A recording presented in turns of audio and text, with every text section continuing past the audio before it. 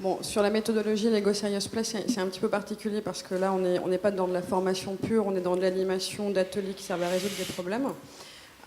Et du coup, chaque participant est engagé dans le processus, le construit lui-même et s'engage vis-à-vis du processus construit. On parlait d'engagement tout à l'heure, c'est très important, effectivement. Du coup, pour la méthodologie Lego, ce qui est important, c'est que chacun, les participants, soient les premiers et pratiquement les seuls convaincus. Alors, dans cet atelier, il m'est arrivé un moment que je peux partager avec vous, qui, à mon avis, serait probablement jamais ressorti avec d'autres méthodes de travail. À un moment donné, j'ai demandé à chacun de construire métaphoriquement son identité dans l'équipe qui était là présente. Et donc chacun construit son petit édifice. Et puis le principe, c'est ensuite de chacun raconter ce qu'il a produit, qui il est, etc. Et donc on construit son identité sur un petit socle, qui est une plaque. Et puis, à l'issue des 5 minutes de construction, on fait un tour de table et quelqu'un avance son socle, un socle vide. Et en fait, ce qu'il dit, c'est que donc chacun raconte son histoire, et lui, son socle vide, c'est moi, je crois que dans cette équipe, j'ai pas d'identité. Donc je savais pas quoi mettre. Dans cette équipe, j'ai pas d'identité. Et il s'est passé un truc, bien évidemment, très particulier à ce moment-là de la session dans l'équipe, puisque là, vous avez des regards qui changent et vous avez... là, on est complètement dans la transformation intérieure, dans le changement de perception. Et pour moi, la clé, elle est là. Elle est dans la dialogique, quoi. J'analyse, j'interprète différemment intérieurement, et ensuite, c'est là que ça commence à bouger, quoi. Voilà. Jacques, ces effets d'entraînement, éviter l'effet de secte, côté entraîné. Il y a un mot que Florence a prononcé tout à l'heure, mais qui est passé très vite, et qui pour moi est un mot clé, c'est le mot plaisir. Et quelqu'un d'ailleurs m'a fait extrêmement plaisir un jour, c'est Monsieur Thibault, qui était à l'époque un des vice-présidents de Michelin, et il m'a dit: est-ce que finalement ton secret, c'est pas de réintroduire le plaisir? Ça m'a fait plaisir. Parce qu'effectivement, les équipes étaient quand même très tendues, beaucoup de stress, etc. Et quand on voit que justement dans ces ateliers, petit à petit, quand l'adhésion vient, la co-construction vient, on voit les sourires, on voit l'envie de gagner, etc., c'est une vraie satisfaction. Donc pour moi, une des clés, c'est effectivement de donner envie. Il y a 2 sondages dont la presse s'est fait écho là, récemment et qui m'ont quand même bien choqué. Je ne sais pas si vous l'avez forcément entendu comme tout le monde. Le premier, c'est que seulement 58% des personnes seraient contentes d'aller à leur travail le matin. Ce qui veut dire qu'il y en a 42% qui sont frustrées et mécontentes. Ça, c'est presque 1 sur 2. Ça, c'est quelque chose qui m'a vraiment attristé parce que, je vous l'ai dit, je travaille depuis 45 ans. Et alors, je suis sûrement un privilégié parce qu'il n'y a pas eu une journée où je n'ai pas pris plaisir à faire ce que je faisais. Bon, et par conséquent, je le fais jour et nuit. Donc, donner envie d'eux, c'est une façon peut-être justement d'attirer d'autres personnes et de leur faire comprendre qu'il y a des voies pour réussir. Le deuxième sondage est encore pire. J'ai entendu ça il y a 3-4 jours. Je crois que c'est 89% des personnes qui estiment qu'il y a une urgence absolue à améliorer les relations humaines dans l'entreprise.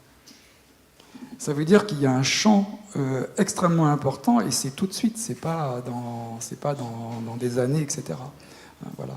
Donc, faire savoir qu'il y a d'autres voies, faire savoir qu'on peut faire des choses de mieux en mieux avec peut-être moins d'efforts, si on le fait tous ensemble au bon moment, si on prend plaisir à réussir des choses, même difficiles, voire impossibles.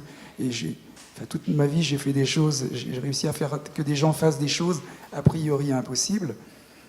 Ça existe, donc on peut le faire savoir, et là encore, merci Centrale, parce que c'est une caisse de résonance extraordinaire. Alain ou Florence, je ne sais pas qui vous poursuit. Je dirais, en général, quand un stagiaire, un apprenant vient en formation, il a envie d'en parler, il a envie de transmettre ce qu'il a appris. Donc il revient le bouche-à-oreille fonctionne énormément. Donc le fait d'être initié lui permet aussi de dire à des non-initiés: venez. Donc on est complètement ouvert. Ça, toi, tu fais du chiffre, t'es contente en plus. Voilà. Mais c'est important, parce que c'est pas je reste dans mon coin. Au contraire, j'ai toujours vu, et la preuve est ici, hein,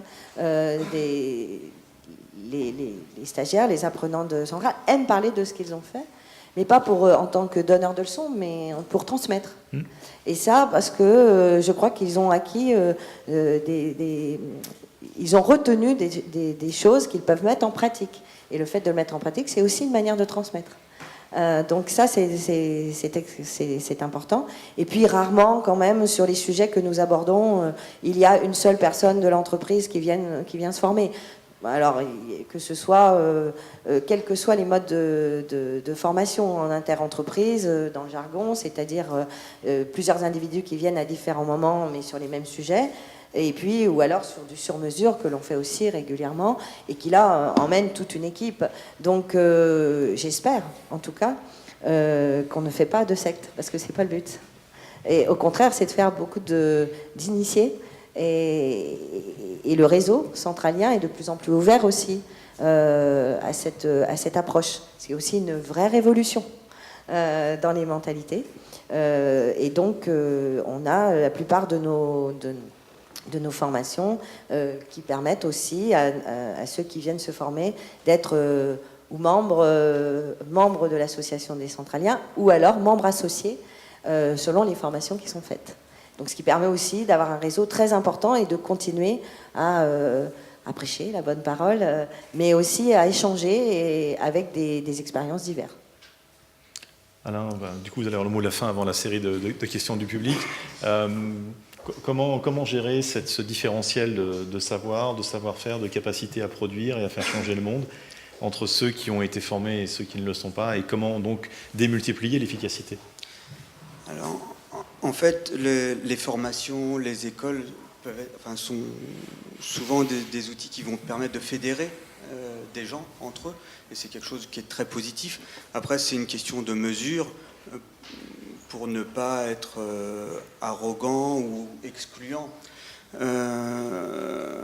Là, sur ce que j'ai fait, donc le Lean Six Sigma, alors il y a un langage qui est quand même très spécifique, mais sinon, c'est quelque chose qui se partage assez bien. Moi, je suis très heureux de l'avoir fait, j'ai appris beaucoup de choses, et j'en parle comme quelque chose qui va inviter. Au sein de l'entreprise, je vous dis, quand on est dans le cadre d'un programme d'entreprise, donc là, les gens vont parler de, je sais pas, c'est quoi ton sigma, ou est-ce que tu as fait ta commis, bon, donc c'est des mots qui sont quand même très barbares. Ça jargonne un peu quand même. Et qui permettent de se comprendre les uns les autres, et ils se font plaisir, on se fait plaisir, comme ça, parce qu'on se comprend. Quand on est dans quelque chose qui est plus ouvert, là, ce sont des outils qu'on applique, mais dans le cadre d'animation. Et donc après, c'est le sens qui tire tout ça, l'objectif qu'on poursuit. Et là, c'est plutôt intégrateur que excluant. Voilà. Donc normalement, ça n'a pas du tout vocation à être sectaire.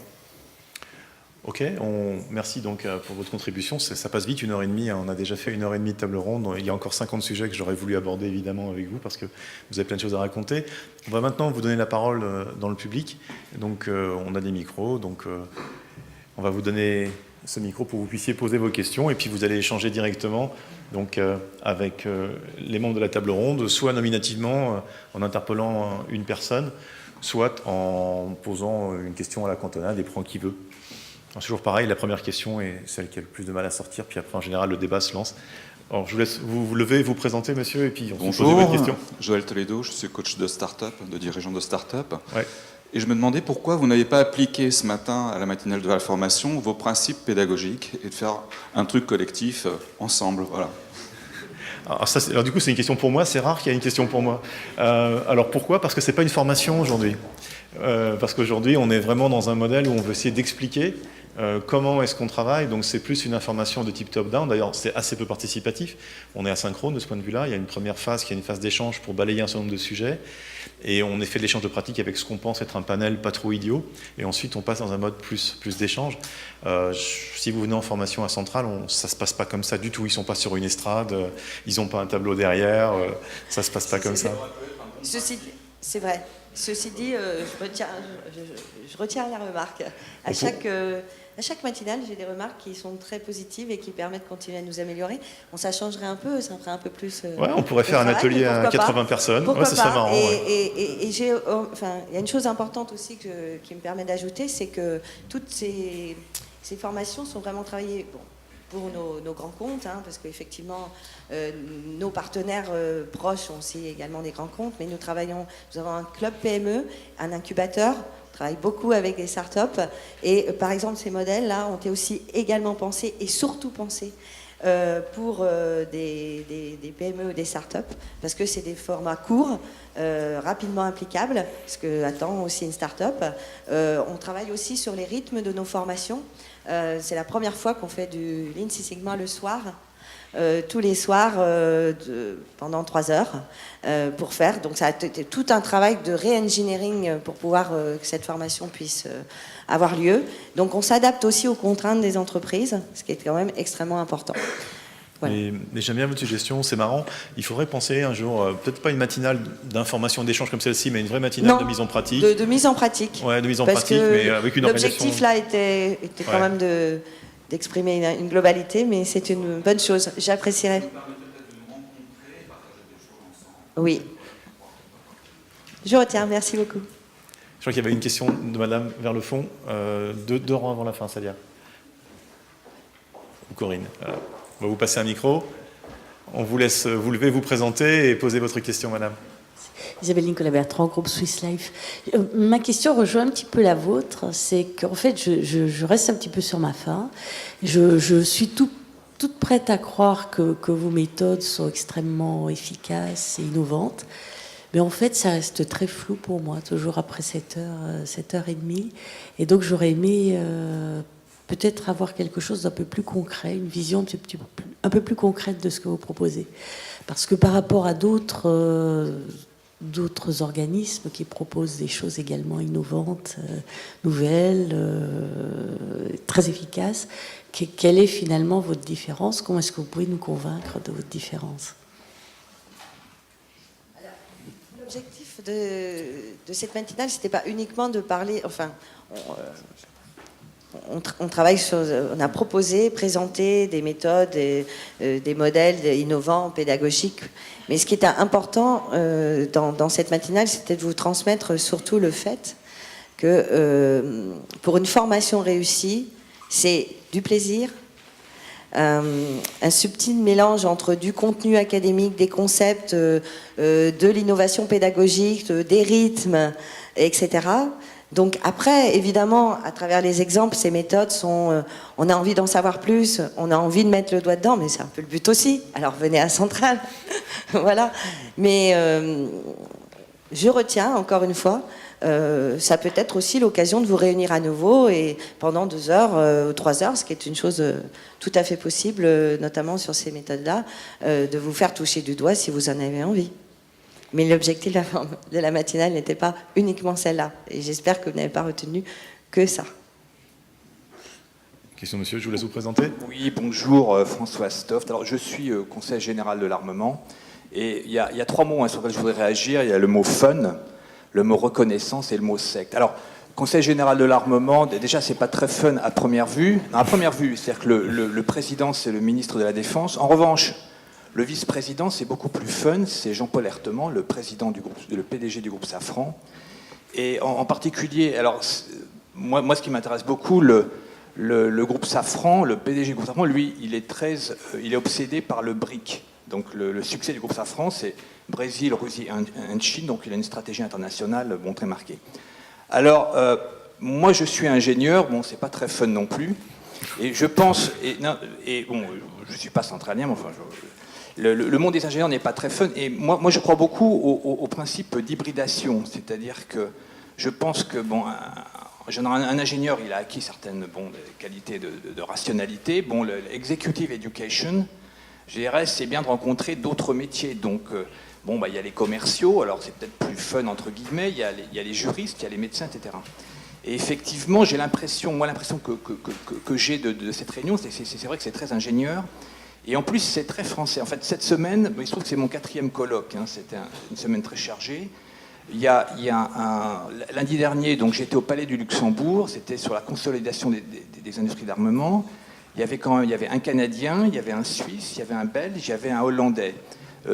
Mardi, il y avait Cap Digital. Alors Cap Digital, le programme Quaero, donc c'est un projet qui est très français. Bon, mais il y avait beaucoup d'Américains, des Allemands, des Indiens. Bon.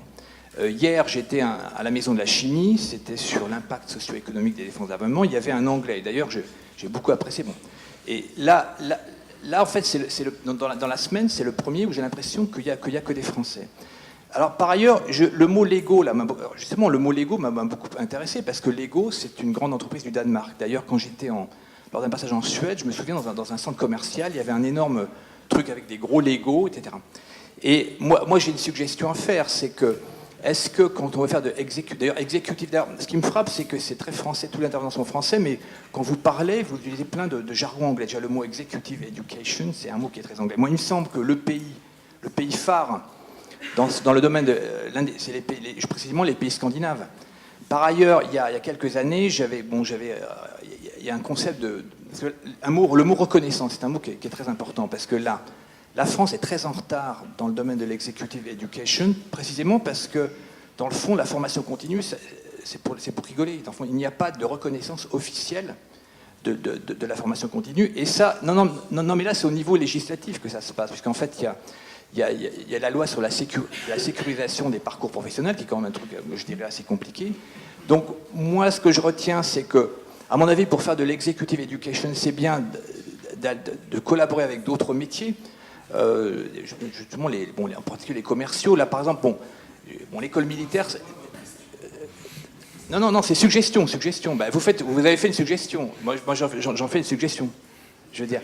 Donc, non, mais j'interviens. Alors, okay, d'accord. Ouais, allez, donc on écoute votre question. Donc en fait, voilà, c'était un petit peu là le concept de reconnaissance, effectivement, et que précisément le fait de s'inspirer, de faire du benchmarking auprès d'autres pays. Bon, il y a l'Allemagne également, je dirais, a un concept de formation continue assez intéressant. Donc voilà. Florence, sur l'international, et puis Jacques aussi, je pense que vous avez des choses à dire par rapport à ça, évidemment. Enfin, j'ai pas eu l'impression que les concepts qu'on développait ici étaient spécialement franco-français, mais si c'est votre impression, j'entends, je prends. Pas spécialement franco-français. Ils sont toutes, on a toute la capacité de les faire également en anglais. On est aujourd'hui, on transmet aussi toutes ces approches à travers l'école centrale Chine, puisque nous sommes à Pékin. Nous œuvrons au Maroc, et nous intervenons dans plusieurs pays à l'international. Donc, je suis désolée si ça n'a pas tendance. Aujourd'hui, vous n'avez pas eu cette impression. En tout cas, c'est une méthode pour moi plutôt universelle, ingénieur à l'international, voilà, enfin, des participants qui peuvent être de tout pays et accepter ce type de méthode, d'outils, de process et de changement culturel. Au contraire, je trouve que l'ego est quelque chose qui peut s'adapter à tout type de personnes. Mais si je peux ajouter un mot par rapport à ça, je pense que on a survolé, et je suis d'accord avec certaines remarques par rapport à ça, on a survolé 3 approches. On n'avait pas le temps de rentrer dedans et de vous former à ces approches, évidemment, mais sur ces 3 approches, il y en a 2 qui sont d'origine étrangère et une qui est d'origine française. Les 2 étrangères sont devenues internationales et sont aussi en France, et la française est devenue internationale. J'ai l'impression qu'il y a un vrai brassage autour de ça. Il y a des innovations en France. Déjà, je ne veux pas qu'il ait les chevilles qui enflent, mais il a fait un truc qui est quand même assez costaud et qui s'implique maintenant dans pas mal de pays étrangers. Inversement, on a 2 exemples ici de personnes qui ont été formées à des méthodologies plus ou issues de l'étranger, qui les ont importées et qui les ont mis en œuvre ici. J'ai l'impression que tout ça est dans une osmose internationale qui fonctionne plutôt bien. Peut-être qu'on ne l'a pas assez fait valoir, peut-être. Bon, Dream est français, je ne vais pas m'excuser d'être français, j'en suis fier. Il se trouve que je suis français et que j'ai... Voilà. Bon, même si je suis un français qui vient de loin, parce que je suis originaire de la Guadeloupe, et c'est peut-être parce que justement j'avais une vision un peu extérieure que ça m'a peut-être donné plus de liberté dans mon approche.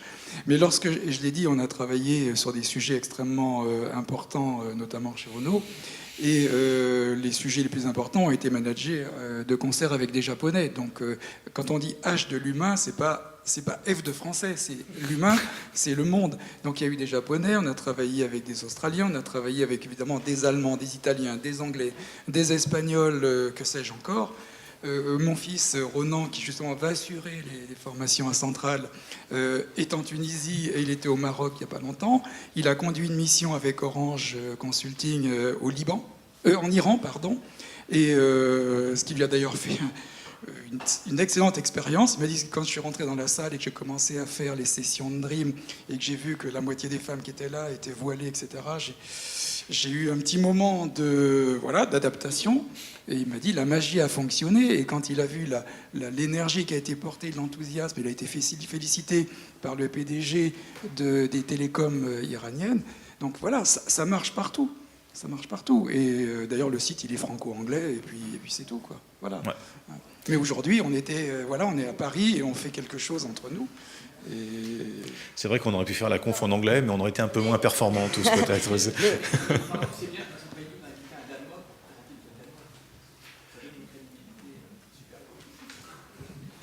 Bien.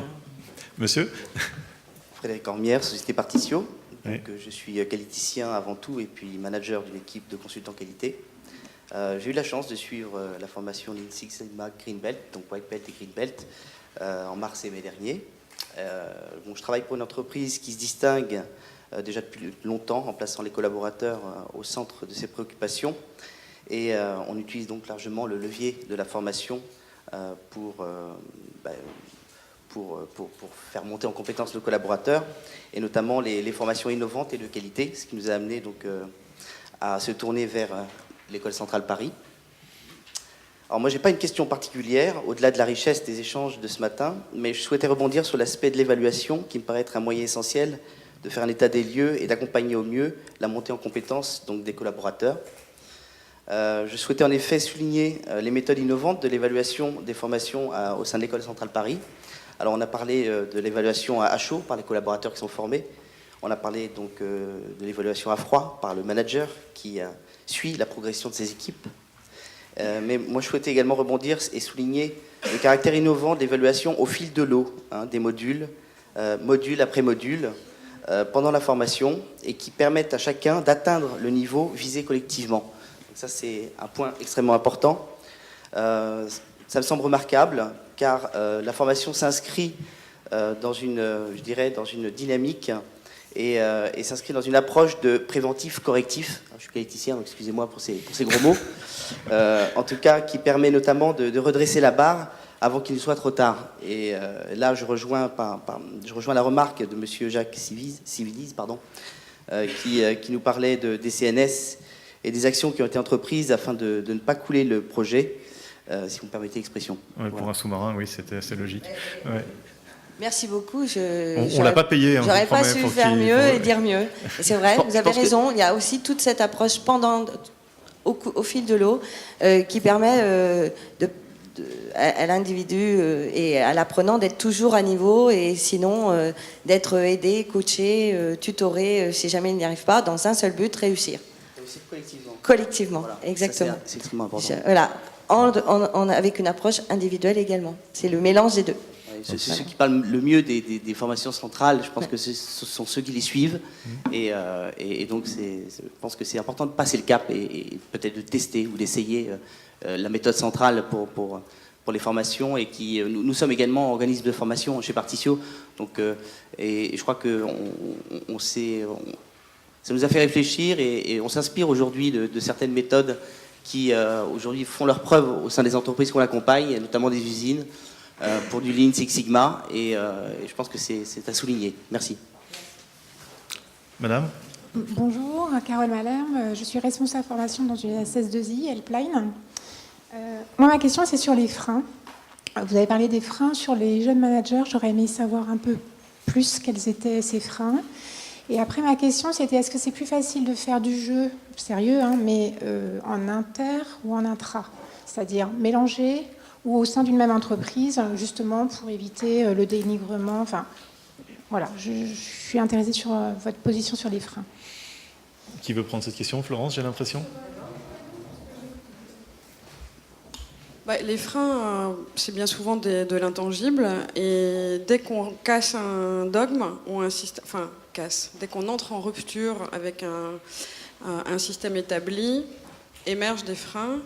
Pour ce qui est de la méthodologie Lego, c'est l'idée d'une remise à plat des hiérarchies, c'est-à-dire qu'effectivement, absolument tout le monde a le même outil de travail, le même temps de parole et la même intégration sur le produit final. Donc ça, c'est très différent de ce qu'on a l'habitude de voir.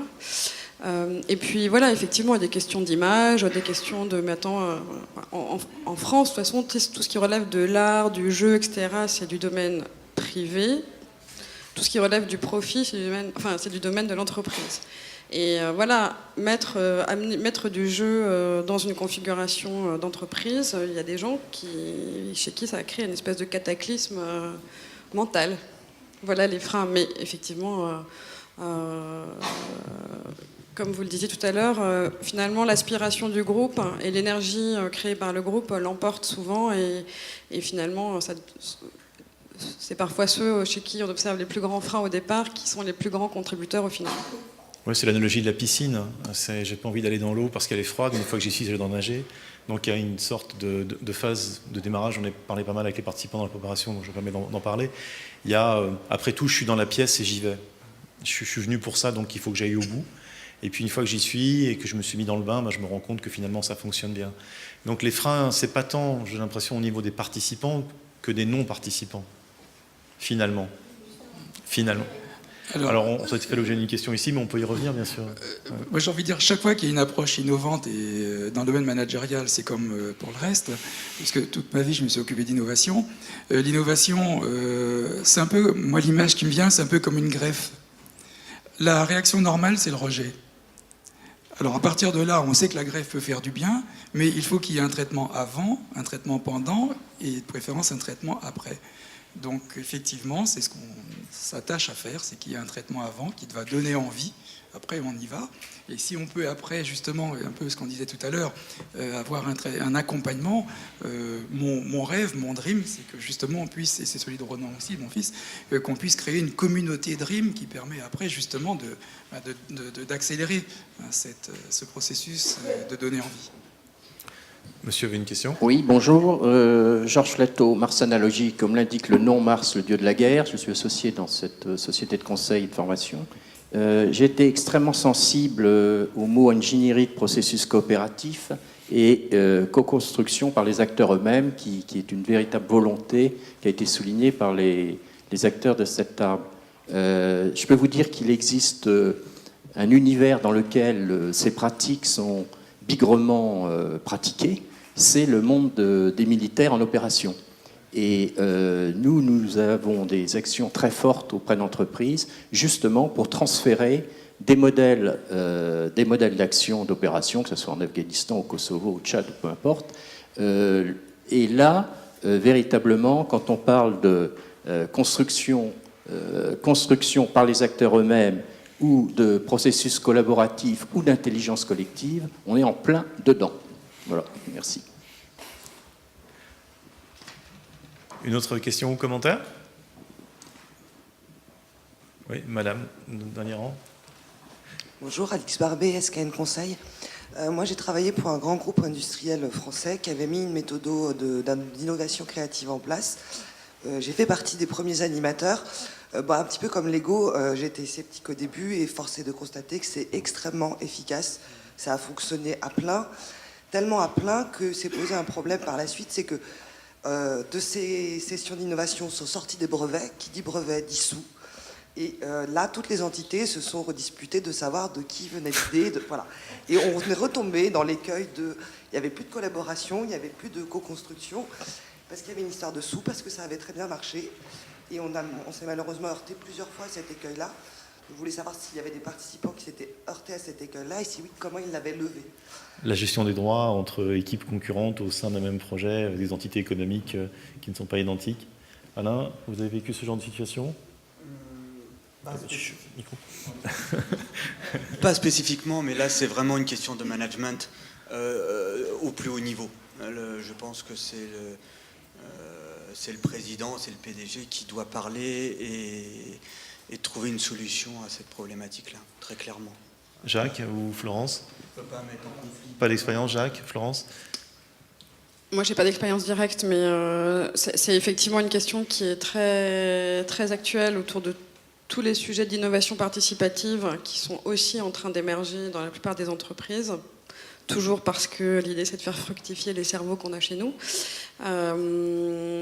Alors, moi, ce que j'ai eu comme échange d'expérience, c'est l'idée de la récompense à l'idée dans ces sessions d'innovation participative qui, effectivement, peuvent mener à des vraies sources de croissance ou de réduction de coûts pour les entreprises, donc qui ont une vraie valeur financière. Et la plupart des entreprises sur lesquelles j'ai lu ou avec lesquelles j'ai échangé ont des règles du jeu très claires au départ sur la délégation de droits de l'ensemble des idées, mais en revanche des systèmes de récompense pour les idées qui sont produites. Donc une espèce de système donnant-donnant. Oui, mais le cas était un petit peu différent, je crois, parce que là, c'était des entreprises différentes qui participaient à un même groupe. Donc, ce n'est pas la rémunération d'un salarié en tant que tel, c'était plutôt qui était propriétaire de l'idée issue d'un groupe multipartite avec des individus venant d'entités économiques différentes. Donc là, évidemment, il faut finir des règles du jeu au départ. C'est un problème de gouvernance du groupe et du modèle de production, plus que de la méthode elle-même, finalement. Quelle que soit la méthode utilisée, le problème aurait existé. Donc, il y a un problème de gouvernance du projet, je pense. Puis, l'idée qui me vient, mais sans bien forcément connaître le sujet, mais il y a les mots, les concepts, les idées, puisqu'on en fait, comment on la met en œuvre et quel est aussi le niveau d'excellence. On parlait de management par l'excellence opérationnelle. Quel est le niveau d'excellence qui en découle? Quand on fait du sport, tout le monde a le même ballon, les mêmes chaussures, le même terrain, les mêmes maillots et les mêmes règles du jeu. Sauf qu'il y a des gens qui sont champions du monde et il y a des gens qui jouent dans des bourbiers, voilà, dans des endroits infâmes. Alors à partir de là, il y a aussi une labellisation, une certification. Et donc, bien sûr, tout le monde peut après dire j'ai eu l'idée, je fais la même chose. Eh bien, à eux de faire la preuve que ça sera la même chose qu'à Centrale. Personnellement, je préfère avoir un label Centrale que X qui dira je fais la même chose. Ouais. X n'est pas bien choisi pour un anonyme en l'occurrence. Il faut dire Y, pas X ici, quand on parle de Centrale. Non, d'autant que ce sont des excellents Une dernière amis question depuis 15 ans également. Mais c'est bien, ça nous fait sourire à la fin de la matinale. Une dernière question de monsieur. Oui, j'ai une question. Donc, actuellement, je suis une formation que Caroline, qui est derrière nous, parfait. Donc, je pense pas en être à 20%, je pense en être à moins 20 ou moins 30% plutôt de ce que je peux transférer de ma formation dans mon cadre professionnel. Donc, ce qui m'ennuie un peu, mais par ailleurs, donc, je fais partie du comité de direction d'un établissement public qui est actuellement confronté à un changement important lié à la baisse des subsides publics.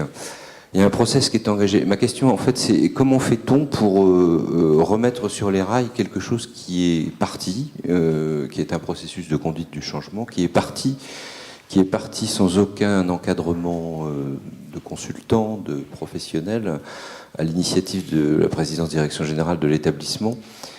Et la chose est partie. Et puis, donc ça veut dire qu'il y a des actions, il y a des plans d'action, il y a des machins. Et on voit que tout ça est en train de ramer total. Et que, bon, j'ai la chance de pouvoir conseiller mon directeur général, c'est pour ça que je suis là aussi, et je ne sais plus comment faire, parce que, voilà, c'est parti. Tous les trois, là. Alors on n'en est plus à dire, je vais faire des Legos, je vais faire des machins. Non, parce que c'est lundi matin, mercredi matin, jeudi matin, il y a les tutelles vendredi, etc. Et que sur le fond de tout ça, il y a bien sûr de la contraction de budget, de la contraction de personnel, et je finirai là-dessus, et qu'aller chercher, lui dire constamment, mais il faut que vous vous encadriez, il faut, monsieur ou madame, que vous ayez à vos côtés les bons consultants, les bons tout ça, ils me disent, Arbeit, il n'en est pas question, parce que je suis par ailleurs en train de tout serrer, tout machin, et de faire la leçon à tout le monde. Il faut qu'on arrête d'avoir des AMO et des conseils et tout ça. Voilà, donc je vous fais part de la pataugeoire dans laquelle je suis un peu en ce moment, mais quel est votre conseil? En résumé, il me reste je suis en train de me noyer, il me reste une narine hors de l'eau. Non, on ne se noie pas parce qu'on fait des choses, comme vous le disiez, je pense que l'important c'est de bouger et qu'on fait des choses, mais on rame, on dérame, voilà, et qu'au final on va être de plus en plus près de l'opérationnalité de la chose et plus la chose est mal partie, vous le savez, plus on a du mal à la transférer en opérationnalité. Mais on fait des choses, c'est pas ce que je veux dire, mais c'est comment aujourd'hui peut-on remettre sur les rails des choses qui sont faites et qui pourraient certainement être mieux faites. Là, vous avez 3 experts, donc vous allez avoir 3 réponses au moins. Ouais, écoutez, moi je dirais tout simplement qu'on ne peut pas soigner quelqu'un qui refuse de soigner ou empêcher quelqu'un de se Je peux pas dire ça à mon DG, ma présidente, sinon je cherche du boulot demain. Hein. Si c'est lui-même attaché à un pavé au pied, qu'il a sauté dans l'eau et puis qu'il refuse l'aide de quelqu'un. Ce que je dirais, c'est qu'il y a des statistiques qui montrent que quasiment 40% des projets échouent et ceux qui réussissent, je crois qu'il n'y en a même pas la moitié qui atteignent les objectifs initiaux. Donc malheureusement, votre cas est un peu une loi du genre. Et c'est aussi une autre loi du genre, c'est que très souvent, on nous a appelés sur des projets en crise. Et pendant des années, voilà, on disait que les centraliens étaient les médecins des fabriques. Et nous, on nous appelait l'infirmerie des projets. Bon, alors, soit c'est une façon de travailler. Et justement, tout le mérite en revient à Renan, mon fils, qui a dit à un moment donné... Il faut en finir avec ces opérations, voilà, sauf qui peut, pompiers, etc. Il faut maintenant aller vers des systèmes de management, faire de transfert de compétences de l'enseignement, etc. Prévenir les gens, parce qu'on sait aussi que prévenir, c'est beaucoup mieux guérir et ça coûte beaucoup moins cher. Dans votre cas, s'il y a une urgence à opérer, il faut opérer. Maintenant, si les gens ne veulent pas, ils ne veulent pas. Maintenant, si votre patron veut, il y a largement autour de la table de quoi vous aider rapidement. Ok, ce sera le mot de la fin. Je sais qu'il y aura encore plein de questions. Les invités sont encore là pour répondre à vos questions en one-to-one si vous voulez aller échanger avec eux. Je sais qu'ils aiment bien continuer les échanges avec ceux qui en ont envie. Donc il est 11h, on vous libère comme prévu à la minute près. Merci de votre participation à tous les quatre. Merci au public. Débat intéressant et plein de matière à réfléchir, je pense.